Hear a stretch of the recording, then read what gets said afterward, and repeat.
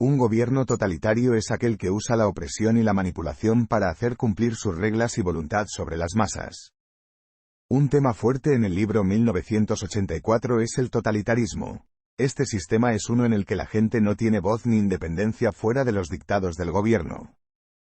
El totalitarismo es un sistema de gobierno en el que el pueblo prácticamente no tiene autoridad y el Estado ejerce un control absoluto, algo así como una dictadura.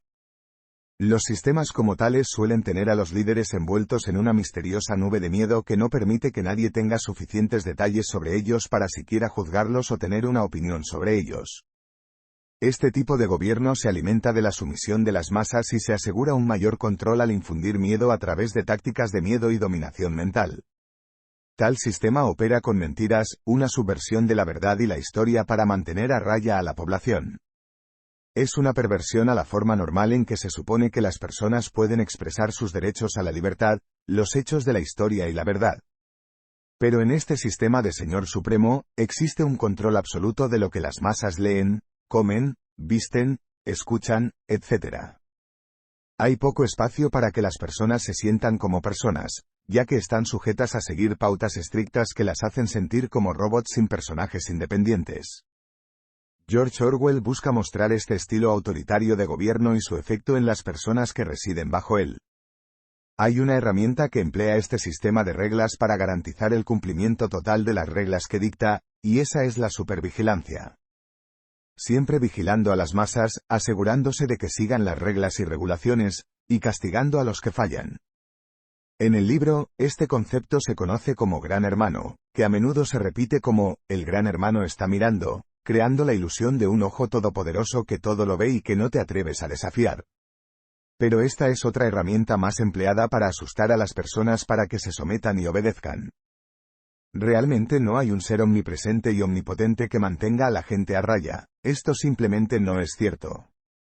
Lo que realmente estaba sucediendo era que el gobierno puso a otras personas en posiciones para mantener el orden, para vigilar sus pensamientos y acciones. Fueron llamados policía del pensamiento. Supervisarían a las personas de forma encubierta y se asegurarían de que no actuaran fuera de lugar o formaran pensamientos independientes. Si notaban alguna desviación, secuestraban discretamente al delincuente y le lavaban el cerebro hasta que se comportaba en consecuencia. En una sociedad normal, existen reglas y un código moral que obliga a las personas a cumplir ciertos estándares. El comportamiento correcto simplemente existía y hay castigos para la desviación. Las personas obedecían las reglas porque les hacía más fácil vivir en su entorno actual, no porque tuvieran que hacerlo o porque se les ordenara hacerlo. Hay un sentido del deber y la lealtad que nace de la intención, no de la compulsión. Es peligroso e inhumano operar un sistema de totalitarismo porque altera la naturaleza normal de las cosas y obliga a los individuos a ajustarse a un sistema estricto de leyes extrañas y castigos antinaturales. La propaganda ayuda a limpiar las mentes de las personas e inculca mentiras inventadas para adaptarse a la narrativa de las personas en el poder. El sistema que emplea el gobierno en el libro que asegura la obediencia total requiere una fuerte dosis de propaganda. La propaganda es un conjunto concertado de mensajes destinados a influir en las opiniones y comportamientos de un gran número de personas.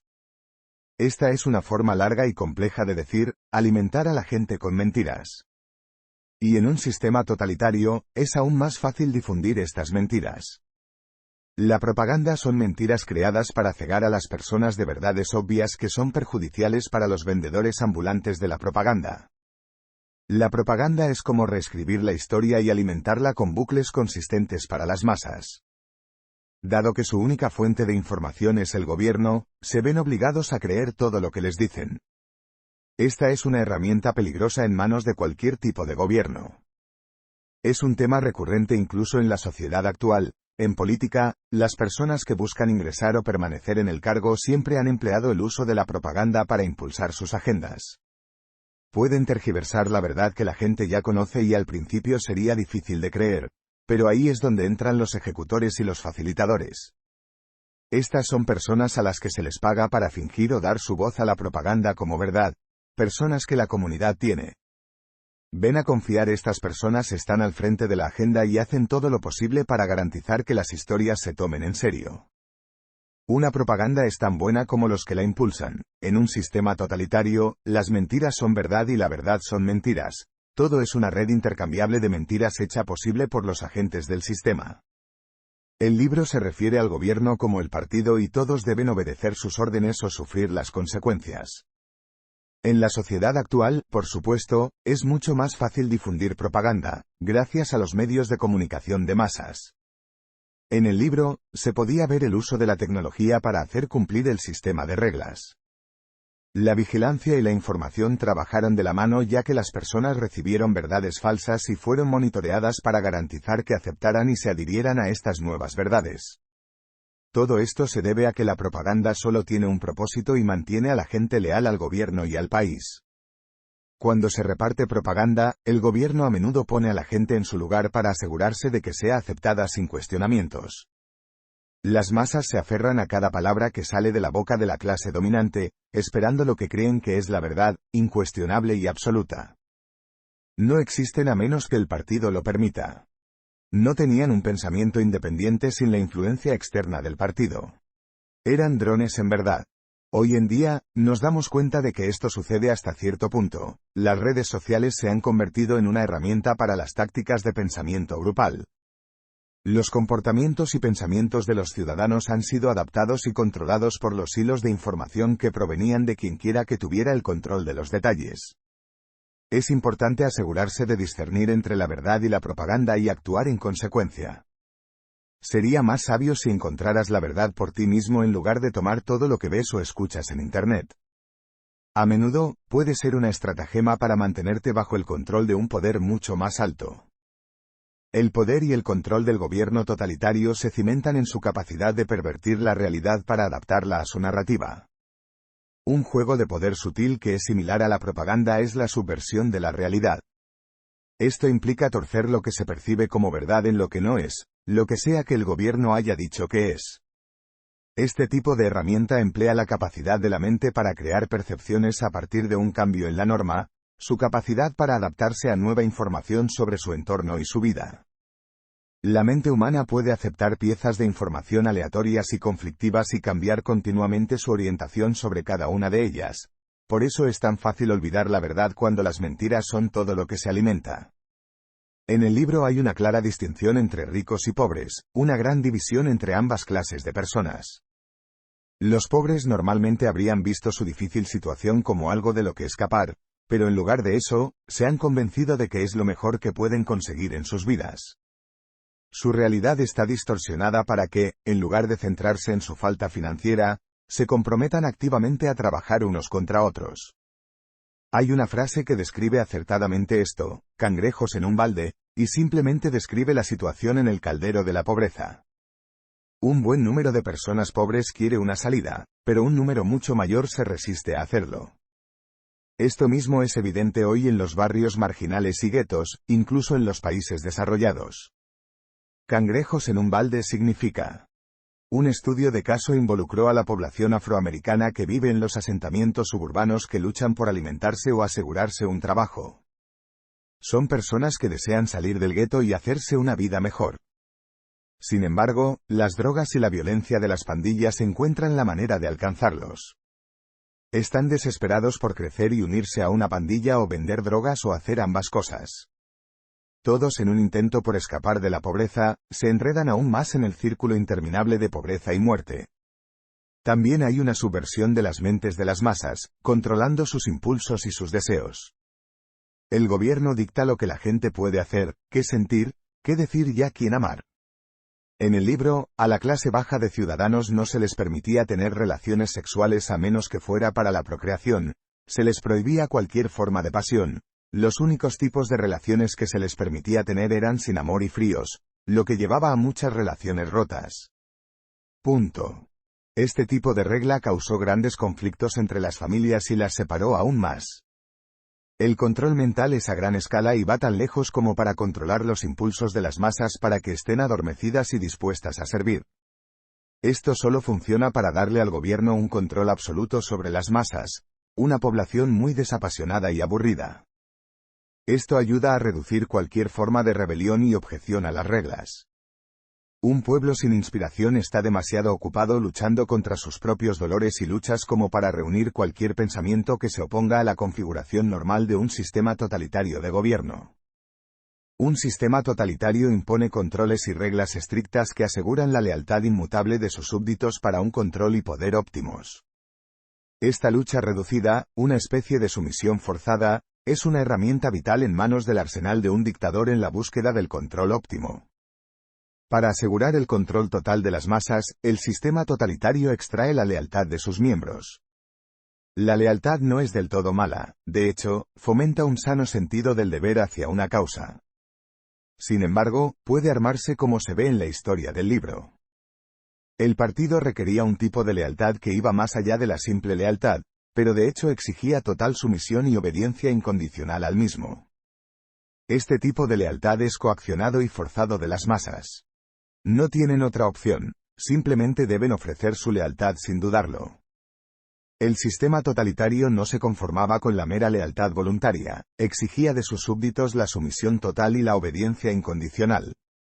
Esta demanda solo da como resultado un comportamiento zombi de la gente, no es lo mismo que la lealtad voluntaria. Cuando una persona está dispuesta a ofrecer su lealtad a una causa que realmente le importa, conserva su sentido de sí mismo y sigue siendo una persona, incluso cuando presta juramento a una causa. Pero un sistema totalitario no se contenta con ser leal, requiere una servidumbre mucho mayor. Normalmente, esto es difícil de lograr, pero no para un sistema como este. Para asegurar la lealtad de un pueblo con la fuerza se requieren muchas tácticas de miedo y eso es precisamente de lo que se trata, Gran Hermano, en la historia. La constante vigilancia y monitoreo de las masas continúa incitando a las masas a temblar y seguir las reglas. Un ejemplo del libro es el trabajo de la policía del pensamiento, que impidió que la gente pensara fuera de los límites de las reglas establecidas por el Estado.